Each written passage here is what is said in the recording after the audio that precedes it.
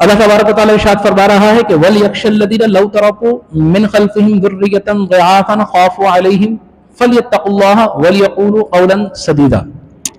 क्या इरशाद फरमाया?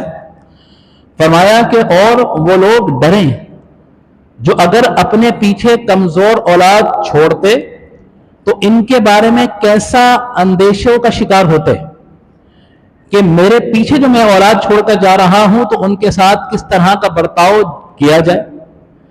अगर कोई ऐसा मामला हो जाए तो सबसे पहले आप अपने ऊपर रखकर सोचें, अगर किसी यतीम की किफालत की जिम्मेदारी आपके ऊपर आ जाती है, और ये किनके ऊपर आती है? ये ज्यादातर जो है चाचाओं के ऊपर आती है या तायाओं के ऊपर आती है, उनका वो ज्यादा करीब होते हैं तो ये ज्यादातर उन पर किफालत की जिम्मेदारी होती है। बहुत कम ऐसा होता है कि नाना नानी या मामू किसी पर आ जाए या खालू पर आ जाए, सबसे पहले ताया और चाचा पर आती है।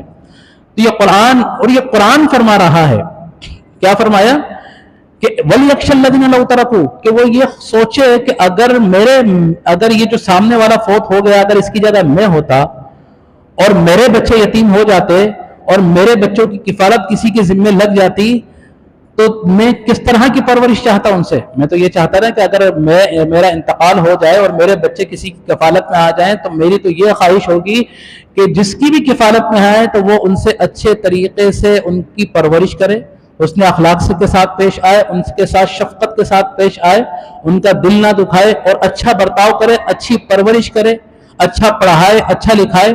आप तो यही चाहेंगे। तो कुरान भी यही मिसाल दे रहा है कि याद रखो, तुम सोचो अगर ये जो सामने वाला फौत हुआ जिसके बच्चों की जिम्मेदारी, किफालत की जिम्मेदारी तुम्हारे जिम्मे आ गई है, अगर उसकी जगह तुम होते तो क्या तुम चाहते कि तुम्हारे बच्चों को धुतकारा जाए, तुम्हारे बच्चों का हक जो है गसब किया जाए? क्या तुम इसका इदराक करते? नहीं करते। जब तुम अपने बच्चों के लिए नहीं करते तो कुरान ये फरमा रहा है कि दूसरों के बच्चों के लिए भी इस तरह का अमल नहीं करो। क्यों? कि तो इस्लाम तो ये जो है बयान फरमाता है कि जो चीज आपको अपने लिए पसंद आए आप अपने दूसरे मोमिन भाई के लिए भी वही चीज पसंद करो। अगर कोई ऐसी चीज कि जो है ए क्वालिटी की है वो आपने अपने बच्चों के लिए अपने लिए पसंद की, और होता है ऐसा कि जी यार ये तो देने वाला चीज है, ये तो देनी है, दुकानदार भी आपसे पूछेगा अच्छा ये बताइए आपके अपने इस्तेमाल की है या किसी को देने की है? यार किसी को देने की। अच्छा ये हटा दो, दूसरा निकाल दो, ये लेने देने के हैं। वो खुद आपको जो है आपके दिल में ये लालच डाल रहा है।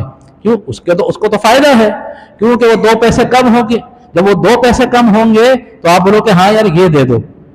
मिसाल के तौर पर अगर आप कोई कपड़ा लेने गए, आप अपने लिए एक सूट पसंद करते हैं 2500 रुपए का, वो कहेगा बेहतरीन क्वालिटी का सूट है, बेहतरीन है, ये इसकी खास 10 जो है खुसूसियात गिना देगा।